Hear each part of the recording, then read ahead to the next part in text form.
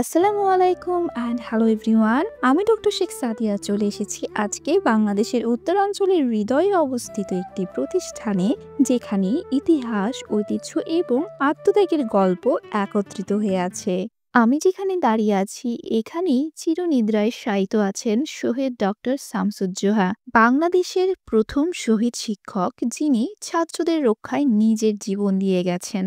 গোলচত্বরের পাশে যে স্থাপনাটি দেখতে পাচ্ছেন, এটি জুবিলি টাওয়ার নামে পরিচিত। বিশ্ববিদ্যালয়ের 50 বছর পূর্তি উপলক্ষে এটি নির্মাণ করা হয়েছে। এই ক্যাম্পাস যেন এক সবুজের রাজ্য, চারপাশ জুড়ে ছায়া ঢাকা বিশাল বিশাল গাছ। এখন আপনারা যে জায়গাটা দেখতে পাচ্ছেন, এই জায়গাটি ইবলিশ চত্বর নামে পরিচিত।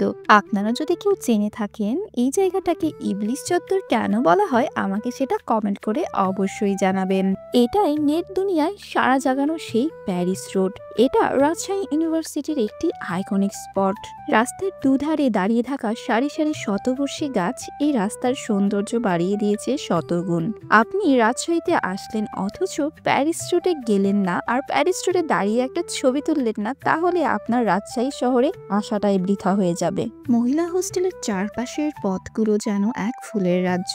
জারুল আর কৃষ্ণচূড়ার রঙে ভরে গেছে পুরো চারপাশ।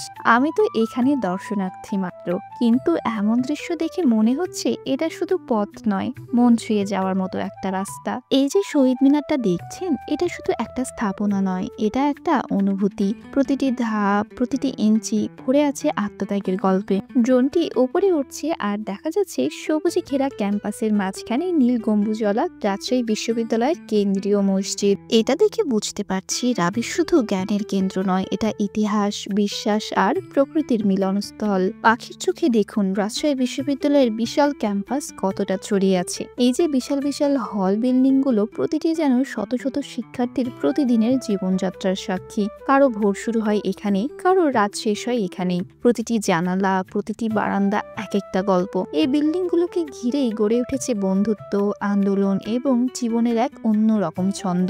আমরা এখন আছি রাজশাহী বিশ্ববিদ্যালয় স্টেডিয়ামে ঢুকে আমি আর আমার হাজবেন্ড গ্যালারিতে বসে পড়ি। একটু গল্প, হালকা খুনসুটি আর একটু আড্ডা। এই জায়গাটায় হয়তো প্রতিদিনই কেউ না কেউ জীবনের নতুন গল্প লিখে যায়, কখনো ফুটবলে, কখনো বন্ধুত্বে, আবার কখনো নিঃশব্দ ভালোবাসায়। বিশ্ববিদ্যালয় স্টেডিয়াম ঘুরে আমরা চলে যাই চারুকলার দিকে। চারুকলায় ঢুকতেই দেখি রাস্তার পাশ জুড়ে দাঁড়িয়ে আছে জারুল গাছ, এবং গাছগুলো ছেয়ে গেছে ফুলে ফুলে। কি যে সুন্দর লাগছে! তাই চারুকলায় ঢোকার আগে এই রাস্তার সৌন্দর্য উপভোগ করে নিলাম।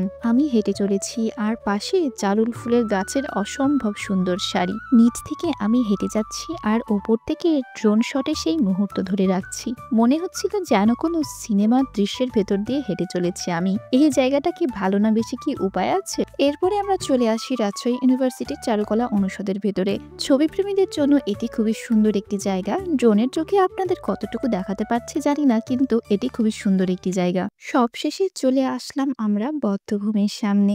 যারা প্রাণ দিয়েছিল আমাদের আজকের এই স্বাধীনতার জন্য, সেই ইতিহাসের ছোঁয়া আছে ক্যাম্পাসের একটি কোণে লুকিয়ে। ড্রোনের চোখে চেষ্টা করেছি রাজশাহী বিশ্ববিদ্যালয়ের সৌন্দর্য আপনাদের সামনে তুলে ধরতে।